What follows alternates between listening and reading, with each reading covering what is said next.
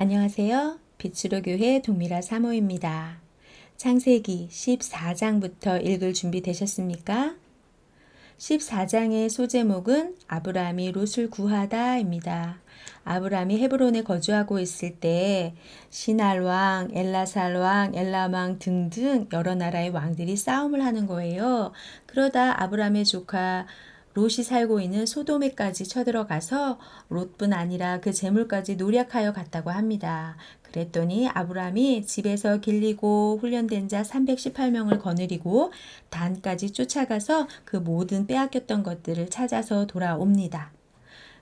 돌아오는 길에 살렘의 왕이기도 하고 제사장이었던 멜기세덱이 떡과 포도주를 가지고 나와서 아브라함을 대접하고 아브라함을 축복합니다.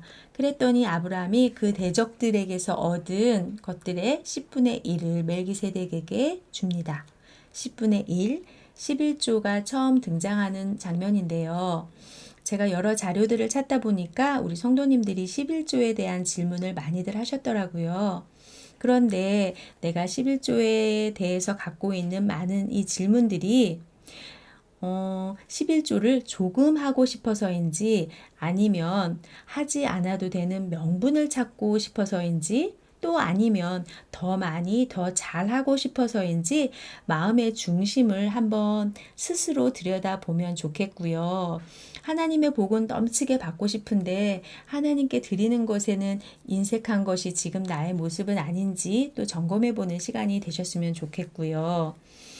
나에게 주신 이 모든 것이 하나님의 것임을 인정합니다. 라는 신앙의 고백으로 이 11조를 생각한다면 지금 가지고 있는 많은 질문들이 좀 사라지지 않을까요?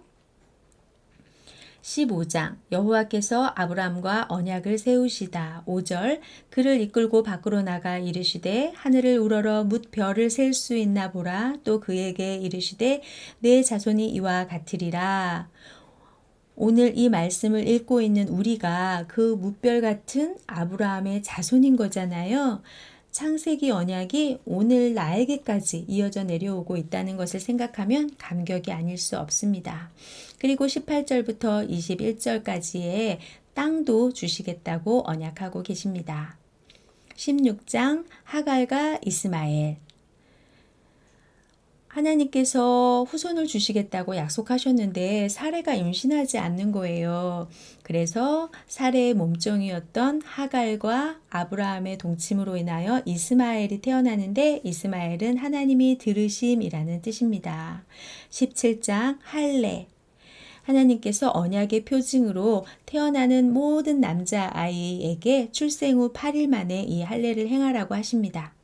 그리고 99세 된 아브람을 아브라함이라고 이름을 바꿔주시고 사레를 사라라고 그리고 태어날 아들의 이름도 이삭이라고 지어주신답니다. 18장 아브라함이 아들을 약속받다. 여호와께서 마므레의 상수리 나무들이 있는 곳에서 아브라함에게 나타나시니라.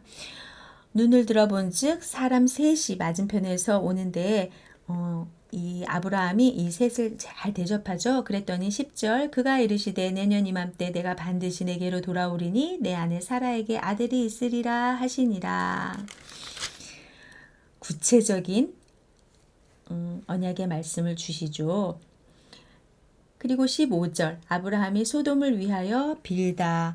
그 소돔에 죄악이 가득하여서 하나님께서 소돔을 멸하겠다고 하십니다. 그랬더니 23절 아브라함이 가까이 나아가 이르되 주께서 의인을 악인과 함께 멸하려 하시나이까 하면서 그 성 중에 의인 50명이 있으면 했더니 하나님께서 멸하지 않으시겠다고 하세요. 용서하시겠대요. 그랬더니 아브라함이 혹시 45명은 40명은 30명은 20명은 그리고 32절에 보니까 아브라함이 또 이르되 주는 노하지 마옵소서 내가 이번만 더 아르리이다 하면서 의인 10명을 찾으면 어떻게 하시겠냐고까지 했으나 그 소돔에서 의인 10명을 찾지 못하고 결국 멸망하게 되는데요. 19장 소돔의 죄악이 어떠했는지 기록되어 있고 그래서 12절에는 롯이 소돔을 떠납니다.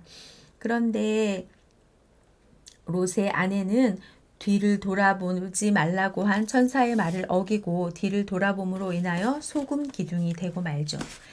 30절 모압과 암몬 자손의 조상.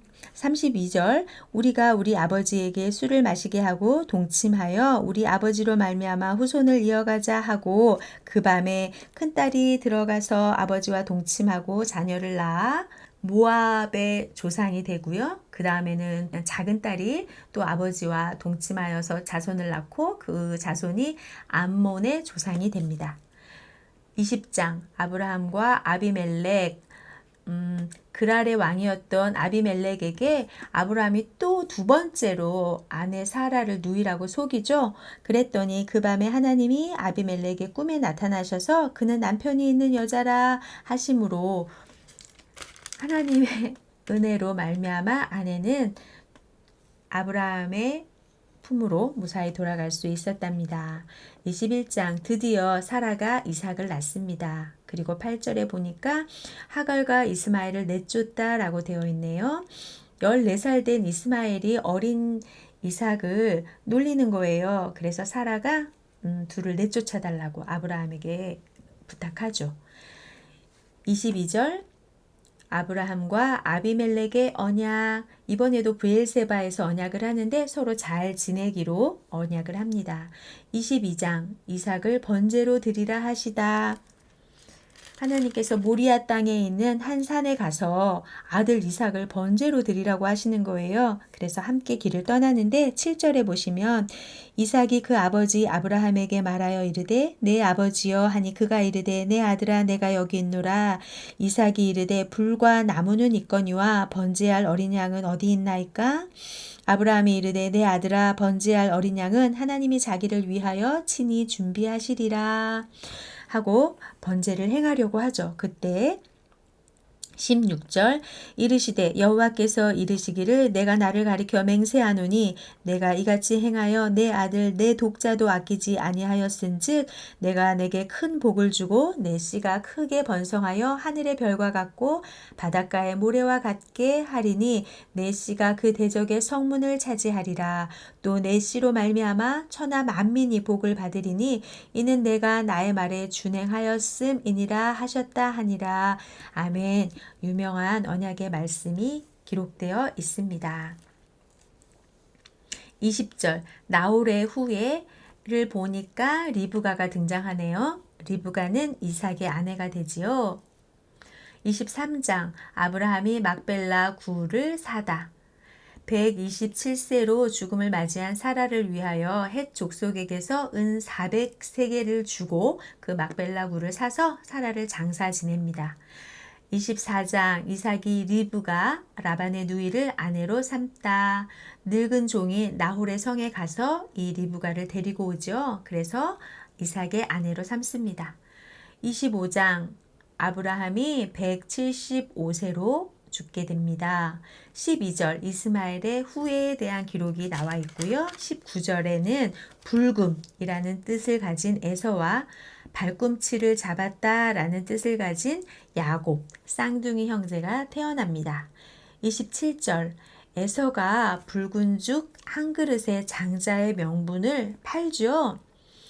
26장 또 그 땅에 흉년이 들어서 이삭이 그랄에 내려가 거주하게 됩니다.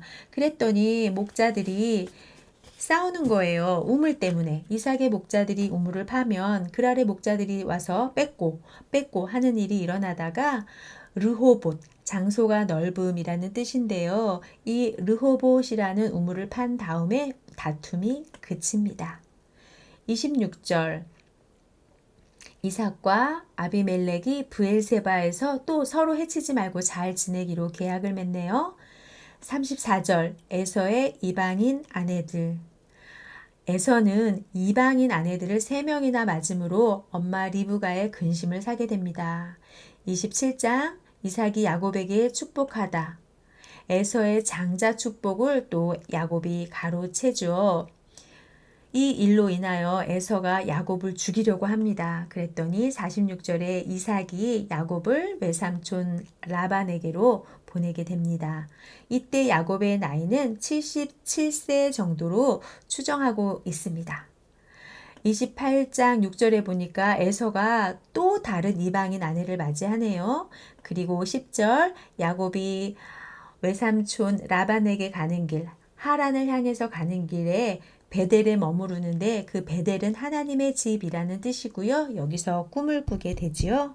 오늘은 여기까지 살펴보고 다음 시간에 그 다음 부분 이어가도록 하겠습니다. 오늘도 집중하여 읽으시느라고 수고 많으셨습니다. 샬롬.